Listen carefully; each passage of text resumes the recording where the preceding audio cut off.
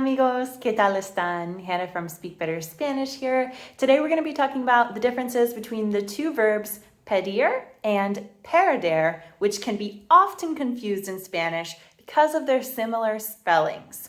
And we're also going to talk about how you can remember the difference between these two verbs, because even though you might know what they mean and how to use them, it only helps if you can remember which one is which. So first we'll talk about the meanings. So we'll start with pedir, which means to ask for or to order.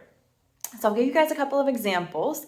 It can mean to request, such as llamo para pedir más dinero. I call to ask for more money. No necesitas pedir permiso para ir al baño. You don't have to ask permission to go to the bathroom. We can use it as to ask for in the context of to ask for charity or to beg, like había muchos indigentes pidiendo dinero en el metro. There were a lot of homeless people begging for money at the metro. We can use it for to order in the sense of ordering food in a restaurant, like voy a pedir tacos de pescado. I'm going to order fish tacos. Pide la cuenta, por favor. Can you ask for the check, please? We can also use it as meaning to commence. So, acabo de recibir el DVD que pedí. I just received the DVD that I ordered. Let's see. We can also use it to ask for as in, to mean to ask for as in a price. So, están pidiendo $300 por taquilla para el concierto. They're asking $300 per ticket for the concert. We can use it to mean to command or to demand.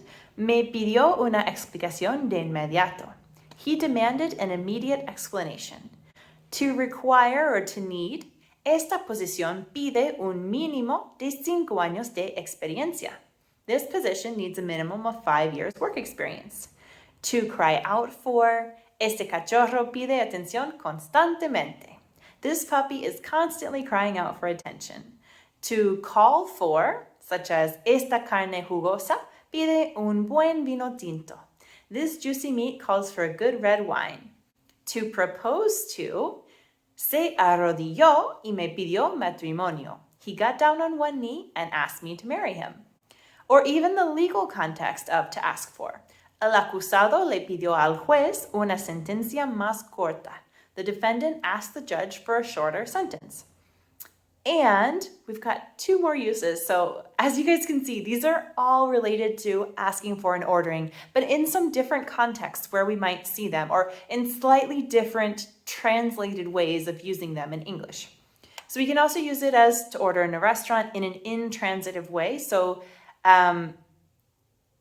you'll see in the example, me da un minuto, por favor. Aún no sé lo que voy a pedir.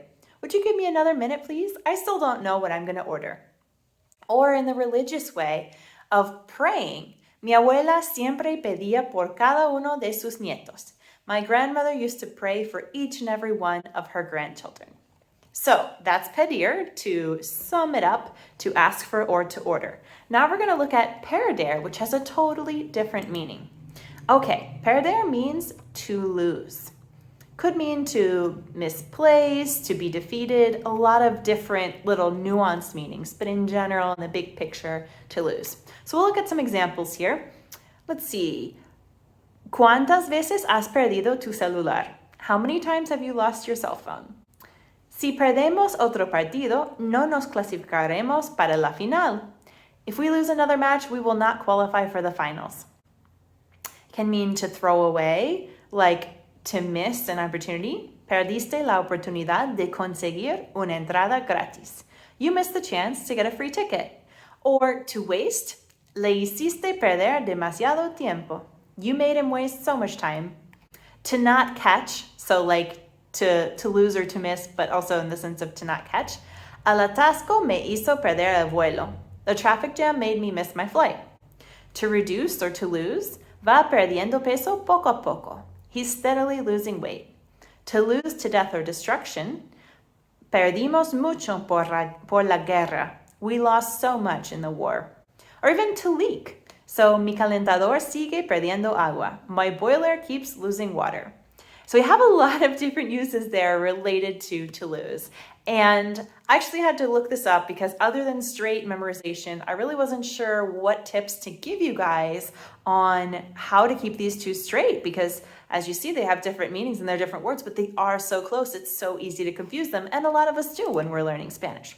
So I found 2 interesting tips. Maybe one of them will stick and help you guys. We'll see. I'll share them anyway. One person said, if perder loses an R, get it? Perder means to lose. It becomes pedir. It's not exactly right because E and I, but if you can get that saying in your head, that could help you to remember it. Another one said, it's less to ask than to lose, which makes sense if you think about it like in a moral, conceptual type of way. So it's less to ask than to lose, and as a result, pedir is shorter than perder, as in pedir has less letters in it than perder, and it's also less risk to just ask for something than it is to just totally lose it. So I hope that helps you guys to not only know the difference between pedir and perder, but also just to keep that difference straight. Have a wonderful holiday season, everybody, and I will see you in the next video. Hasta luego, ciao! Hola amigos! Hope you enjoyed this video. If you did, please give it a thumbs up. Be sure to subscribe and turn on that notifications bell so you'll always stay in the loop when I share a new video. And if you have any questions or comments on this video, drop them below. If you're interested in working with me one-on-one or in a group setting with personalized online classes, you can learn more about that at SpeakBetterSpanish.com. Ciao!